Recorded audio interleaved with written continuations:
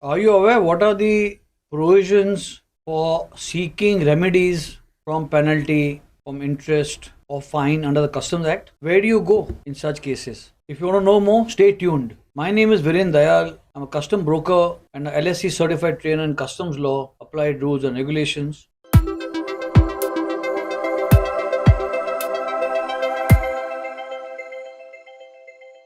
For latest updates, subscribe to our channel and press the bell icon. The topic chosen today is on the appellate remedies available under the Customs Act when an importer or exporter or any assessee is required to pay extra duty or a penalty is imposed upon the assessee or a fine is taken. So the chapter under discussion today is known as Appeals and Revision and is covered under Chapter 15 of the Customs Act 1962. So there are two kinds of authorities under the Customs Act. One is an adjudicating authority, and an adjudicating authority is the one who passes an order or decision under the Customs Act. That is an officer of customs, maybe a commissioner, principal commissioner, additional commissioner, or a joint commissioner, deputy commissioner, or assistant commissioner, any appraiser who pass any order or decision under this act are known as adjudicating authority. What are the reasons for passing an order under this act? Let us analyze a few of them. In most cases, it is pertaining to the duty declared is less than what the custom officer has evidence. In many cases, it pertains to the duty declared by the importer and the transaction value rejected by proper officer on the basis of Rule 12 of the valuation rules. That is, he doubts the truth and accuracy of the value declared and wants to load the value. In many cases, it also pertains to the classification taken by the importer to claim in a particular heading which is disputed by the customs department. In some cases, there is misdeclaration, penalties are imposed, fines are taken, and so on. So once the order has been passed, the assessee who may be aggrieved or may not be satisfied with the order has to seek appellate remedies under the Customs Act 1962. These remedies, namely appeals and revision, decide the quantum of the civil liability, if any, under this act. So the authorities covered under the chapter of appeals and revision are mainly two, who are known as the reviewing authority, that is Commissioner of Customs Appeals, and then the SISTAT, that is the tribunal, and in some cases it is the High Court, and finally the apex court, the Supreme Court. So the civil liabilities are decided under the Customs Act, and no other liability is decided under the Customs Act. Hence, the customs can only impose civil liabilities such as duty, fine, penalty, and interest, and so on. So the first level of appeal lies with Commissioner of Customs Appeals under Section 128.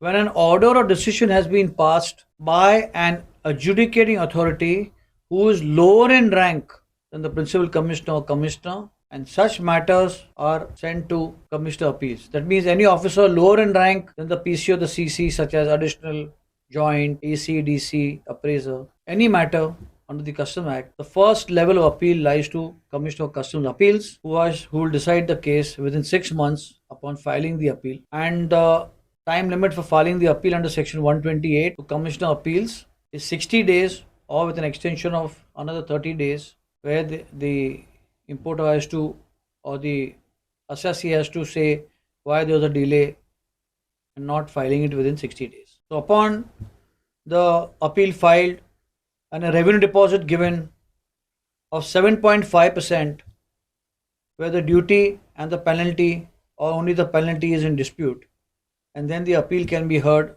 within 6 months and a decision can be passed. The second level of appeal here goes to SISTAT, that is the Customs, Excise and Service Tax Appellate Tribunal, which is headed by two members. One is member technical and the other is member judicial. The member technical is the rank of PC and CC and above, and member judicial is a member of the Indian Judicial Service and been in that service for 10 years or has been a magistrate for 3 years or more in the Indian Judicial Service. This bench decides matters pertaining to only the valuation, rate of duty or classification, and no other matters is decided by SISTAT. So who can approach SISTAT? When an order has been passed by Commissioner of Customs Appeals against a particular importer who has filed an appeal to Commissioner of Customs Appeals and is rejected by the appellate commissioner, then the second level goes to SISTAT. Or where the PC or CC is an adjudicating authority In such cases, the order or decision passed by the PC or CC as an adjudicating authority goes directly to SISTAT and does not go to Commissioner of Customs Appeals. In other words, the Commissioner of Customs Appeals and PC and CC are at the same level. As mentioned, SISTAT can only take cases of valuation and rate of duty, that is tariff classification, and no other cases. And the quantum of deposit required over here is 10% of the duty, where the duty and penalty is in dispute or the penalty in dispute, and accordingly the 10% deposit given. Here the quantum of deposit is in two parts. When the Commissioner of Customs Appeals rejects the case and we file an appeal to SISTAT, the quantum of deposit is 10%. That means we have already paid 7.5% at the Commissioner of Customs Appeals level, and the remainder 2.5 we need to pay to make it 10% when it goes to SISTAT.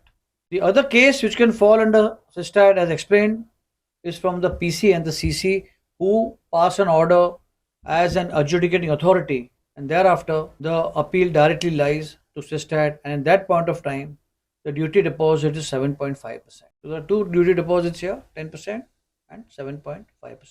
The SISTAT can entertain an appeal up to 30 days from date of receipt of the application, or any extended time depending upon the genuineness of the delay, and has to hear the matter within 3 years from the date of filing. Once an appeal has been filed to SISTAT, the other party who has not been a party to the appeal has to file a memorandum of cross objection within 45 days of the receipt of the appeal copy, stating their point of view. For example, if I file an appeal in SISTAT, against whom I filed an appeal, that Department of Customs has to file a memorandum of cross objection to SISTAT within 45 days. There's a quantum of fee payable as far as filing in SISTAT is concerned, up to maximum 10,000 rupees. And similarly, the maximum quantum of deposit at SISTAT or at Commissioner Appeals will not exceed rupees 10 crores. The SISTAT will pass an order either confirming, annulling, or modifying the order, and accordingly will grant relief to the importer, or can confirm the order that the lower authorities' order is legal and proper and they need not interfere. But what happens if the case does not pertain to valuation and the rate of duty? Where does it go? In such cases, it goes to revision application to central government under section 129DD. That means cases pertaining to drawback, baggage, goods lost in transit, goods exported without payment of duty, goods short shipped into India will go to revision application to central government within 3 months from the date of receipt of the order of the adjudicating authority or Commissioner of Customs Appeals, as the case may be. However, there is no duty deposit when revision application is made to the central government under section 129DD, but only for these 5 matters and not for matters pertaining to valuation and rate of duty. Under section 130, it may be possible that the aggrieved person may not approve, or the agreed person is not happy with the order of the SISTAT and can make an application under Article 226 of the Constitution to the High Court, stating that the tribunal order which has been passed is not legal or proper, or there is a substantial question of law, and a division bench of 2 judges of the High Court will hear the petition on the substantial question of law and formulate questions on that. And accordingly, if there is a substantial question of law, in that case, the petition will be admitted. And here also, the other party who has not filed the case in the High Court will be required to file a memorandum of cross objection within 45 days, argue against the petition filed by the aggrieved party. So this is the provision under section 130 on substantial question of law, which can only be filed in the High Court only when the tribunal's decision has certain elements which have not been answered by the tribunal correctly in their decision, or been incorrectly, or they have been not taken up by the tribunal but have got a substantial bearing on the case. In such cases, the provision of substantial question of law can emerge. Finally is the apex court. So the matter from SISTAT moves to the apex court, in most cases bypassing the High Court when it pertains to rate of duty, classification and tariff items. In that sense, it bypasses the High Court and directly goes to the apex court for its final decision. That shows the importance of the tribunal for matters pertaining to valuation, rate of duty and classification.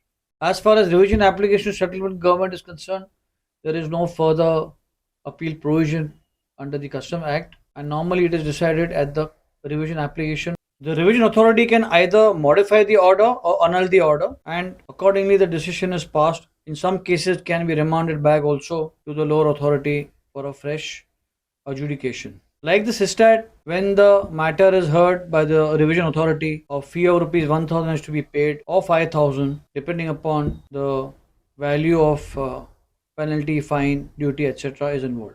So if I have to sum up the provisions of chapter 15, it starts with Commissioner Appeal under section 128, goes to SISTAT under section 129, but only matters pertaining to valuation, rate of duty and classification. If the tribunal decision is not correct or there is a substantial question of law, in other words, if tribunal has not considered certain aspect of the petition or has wrongly decided or has not decided at all, and the substantial question of law emerges, only then the High Court, which has a division bench of 2 judges, can entertain the petition under Article 226 and Section 130.